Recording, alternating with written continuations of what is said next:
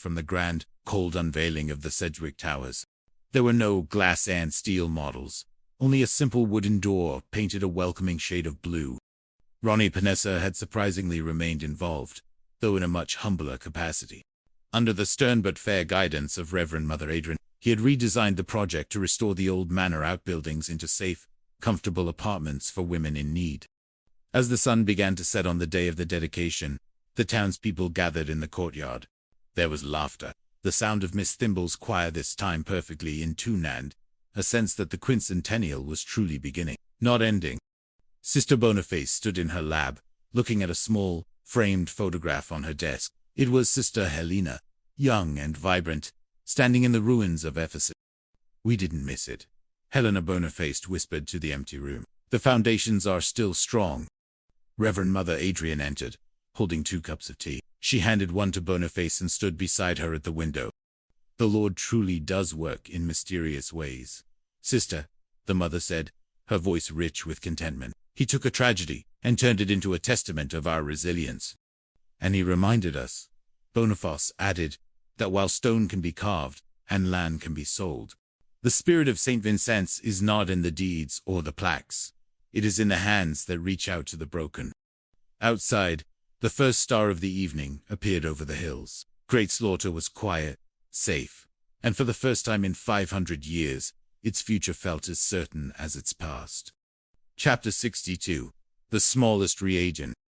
Eons after the final pageant of the all, the universe existed as a seamless web of light and sound. In this reality, the laws of physics were understood as the Mercy Protocol, and every living being was a note in the cosmic hum. But within the infinite perfection, a young apprentice named Leo felt a flicker of something long forgotten. Leo was a gatherer in the House of Understanding, on a planet called Terracotswolds, a world that looked exactly like the ancient hills of Great Slaughter, but built from refined light. His job was to catalog the resonant frequencies of old souls. One day, while dusting a shelf of forensic memories, Leo noticed something that shouldn't exist in a universe of pure light: a smudge. It was a tiny, dark, greasy stain on a glass tube that once belonged to the legendary Catalyst. "This is an impurity," his mentor, a being of pure vibration, hummed, "a ghost of the material age. Ignore it, Leo. We have reached the singularity. There is no more mess." But Leo couldn't ignore it. He took a small, bronze magnifying glass, an antique relic passed down through the Guardian's hand, peered through it. The smudge wasn't dirt, it was a reaction. "Golly," Leo whispered. It was the first time that word had been spoken in 1,000 years. The smudge was a mix of lavender oil, old ink, and a microscopic drop of sacramental wine. It was the smallest reagent, the physical evidence of the specific, messy, beautiful life that had started the entire cycle. Leo realized that by reaching for the infinite, the universe had started to lose the specific. He began to search the infinite archive for more impurities. He found a frayed thread from a tweed jacket. He found a dried rose petal from a wedding bouquet. He found a single, sharp sentence written in a notebook about a local scandal. "The resonance is perfect," Leo said to himself. "But it's no longer a story. It's just a song. And stories need protagonists." Chapter 6. Leo's curiosity triggered a resonant cascading event. Across the diaspora, others began to find their own smallest reagents. On a Vincentine ark near the Andromeda sector, a pilot found the smell of damp wool in the air filtration system. In a living cathedral on Oro, a child found a stone that was actually called a piece of the original North Cloister. The universe didn't collapse. It deepened. The spirit of the Guardians Boniface, Sam, and Ruth pulsed through the new reality. They didn't appear as gods, but as the impulse to ask why. Leo realized that the pure intent found by Helena Gillespie in the well was not a destination, but a baseline. The real purpose of the Song of Mercy was to allow the ordinary to survive within the infinite. In a grand assembly of the Council of the Perennial, Leo presented his finding. He held up the glass tube with the smudge. "We have mapped the stars and decoded the soul," Leo addressed the trillions of resonant beings. "But we must never forget the scent of the rain on the hills, or the way a heart skips a beat when it finds a clue. The universe is not just light. It is Great Slaughter. It is a village that never ends." The council agreed. They established the Sentinel of the Ordinary. Their job was to protect the small thanks to individual quirks. the minor mysteries, and the messy romances that gave the resonance its soul. Chapter 6. Anya, the guardian of the Genesis, watched Leo from the sanctuary of light. She smiled as she felt the original Boniface adjust her goggles on the other side of the veil. The cycle is finally perfect. Anya Boniface's voice hummed, because it's no longer perfect. It's curious again. Anya stepped through the door of mist. One last time. She didn't return as a ruler, but as a She walked into a small laboratory in a new valley, where a young boy was staring at a drop of honey under a microscope. "What do you see?" Anya asked. The boy looked up, his eyes sparkling with a familiar mischief. "I see a mystery," he said. "I see a story that wants to be told."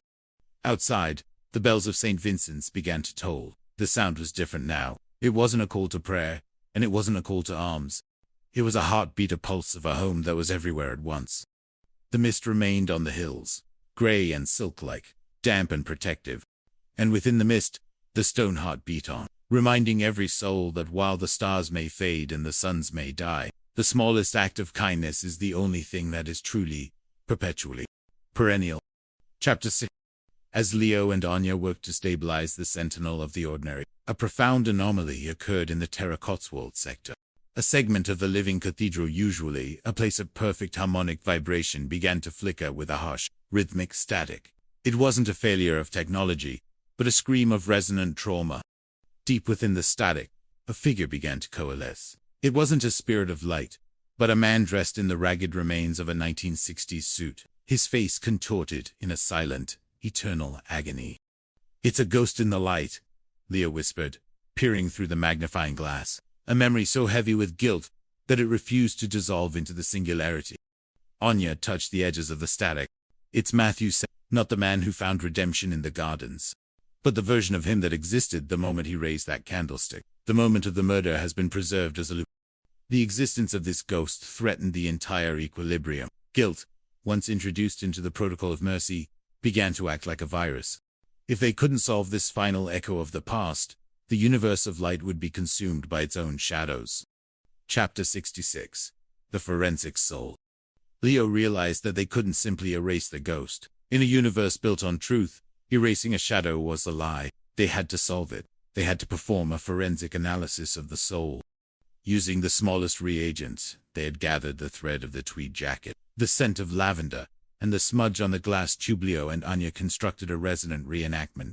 They didn't just watch the murder. They entered the consciousness of everyone involved. They felt the Earl's crushing debt, Ronnie Panis's cold greed, and Lynn Goodwin's hidden resentment. But most importantly, they felt the silence of Sister Helena. Helena didn't just die. Anya realized as she moved through the day. She offered herself. She knew that Matthew would only find his soul if his mask was shattered. Her death wasn't a tragedy. It was a catalyst for the redemption of great slaughter. As this realization flooded the resonance, the static began to change. The harsh white noise turned into the soft sound of rain on a slate roof. The ragged figure of the ghost began to soften, the suit transforming into the simple gardener's clothes that Matthew had worn in his final years of peace. Chapter 6. The final mystery was solved, not with a weapon, but with an act of radical forgiveness. Leo and Anya stood before the ghost of Matthew and offered him the smallest regent, the microscopic drop of sacramental wine.